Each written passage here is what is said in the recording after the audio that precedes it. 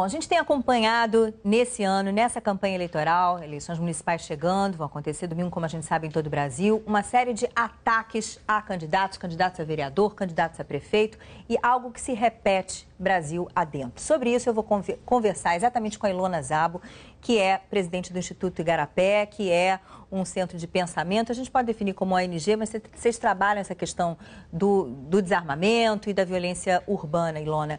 E por que isso está acontecendo agora em 2016?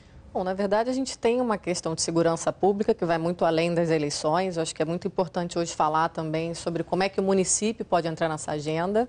Mas na questão dos candidatos, o que a gente está vendo, na verdade, é o crime organizado tendo muito mais audácia de querer também controlar poder político. E isso é gravíssimo. Isso não é um assunto, digamos, nem só de município, nem só de estado. Isso é um assunto que precisa de apoio da federação, porque realmente foge às esferas, é crime organizado. Enfim, a gente precisa de fato de uma força-tarefa, eu acho que uma força-tarefa federal, que nos ajude a investigar e desmantelar essas organizações, que não é de hoje, principalmente nas regiões que isso está acontecendo. Acho que é importante a gente ter um histórico desse tipo de atuação. E a gente vem deixando, e chega na hora das eleições, a gente se lembra do problema, né? Então a gente precisa de fato falar sobre isso. Talvez a campanha eleitoral dê visibilidade, né? Um bang-bang que não devia existir, que existe.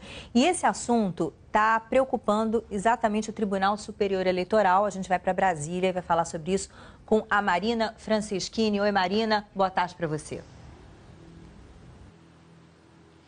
Oi, Leila, boa tarde a todos. Pois é, esse crime de Itumbiara, no interior de Goiás, aumentou a preocupação da Justiça Eleitoral, do Tribunal Superior Eleitoral, com a violência, né, nos casos de candidatos e pré-candidatos. Então, o ministro Gilmar Mendes, hoje no início da sessão, ele que preside o tribunal, ele falou sobre isso. Ele disse que está em contato direto com o ministro da Justiça, Alexandre de Moraes. Ontem, inclusive, os dois se falaram por telefone à noite para comentar esse atentado, esse ataque a políticos ocorrido no interior de Goiás, e disse que repetiu um pedido que foi feito formalmente no fim de agosto, que é o quê? Para a Polícia Federal ficar de olho, atuar, investigar justamente nesses episódios que, segundo o ministro Gilmar Mendes, podem afetar as eleições. Aí ele falou depois especificamente sobre o caso de Itumbiara, disse que considera um caso chocante, lamentável, deplorável. Disse também, falando sobre violência em geral, que não sabe dizer o motivo da violência, não tem explicação para isso ainda, que eles ainda estão buscando uma explicação, mas que ele acha que a polícia e os órgãos de inteligência têm que dar muita atenção a isso, justamente na linha do que vocês estavam conversando aí no estúdio. Diz também que não dá para dizer ainda se essa eleição agora está sendo mais violenta do que foi a situação nas últimas eleições, porque eles não têm dados para fazer essa comparação, não tem como fazer esse levantamento. Agora, uma pesquisa que eles têm é a seguinte, isso foi no fim de agosto.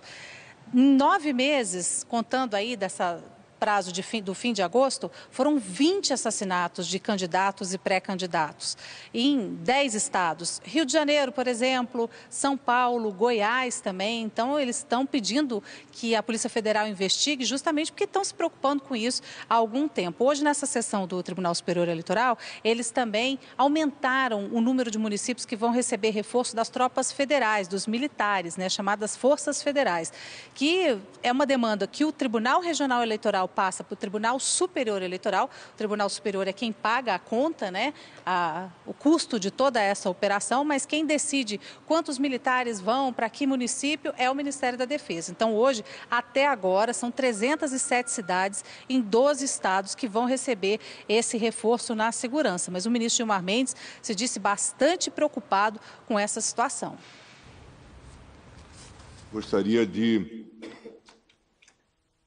registrar que, diante dos fatos que vêm ocorrendo, violência nas eleições, inclusive com o episódio de ontem manifestado em Itumbiara, nós estamos em contato estreito com o Ministério da Justiça e também já pedimos que a Polícia Federal atue, tal como prevê a lei, na investigação desses episódios, claro, repercutem e podem afetar o pleito eleitoral. Estamos acompanhando com todo o cuidado os desdobramentos desses episódios e pedindo que eles sejam, desde logo, esclarecidos e investigados.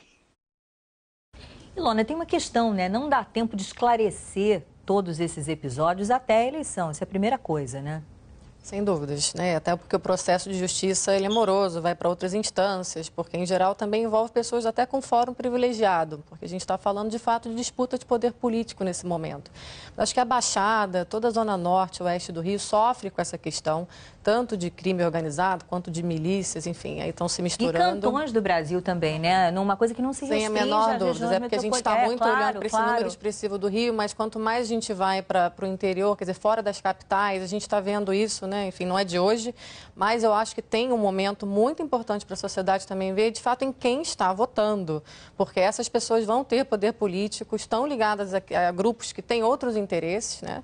Enfim, então a gente também, enquanto cidadãos, a gente não pode verificar a questão do crime, mas verifique, por favor, os antecedentes e quem são os candidatos, né? Vocês temem isso, ou observam isso? O eleitor acuado, eventualmente, por conta da violência ali na sua região, e aí ele tem medo mesmo, não, vou votar no fulano porque se ele souber que eu votei no Beltrano, eu tô ferrado. Olha, infelizmente, curral eleitoral existe uma série de compromissos que são feitos por, enfim, falsas lideranças, porque óbvio que tem lideranças comunitárias incríveis, mas que sofrem pressões enormes, algumas acabam cedendo a essas pressões. Então, tem controle de número de eleitor, número de eleitores por urna, enfim, sessão eleitoral.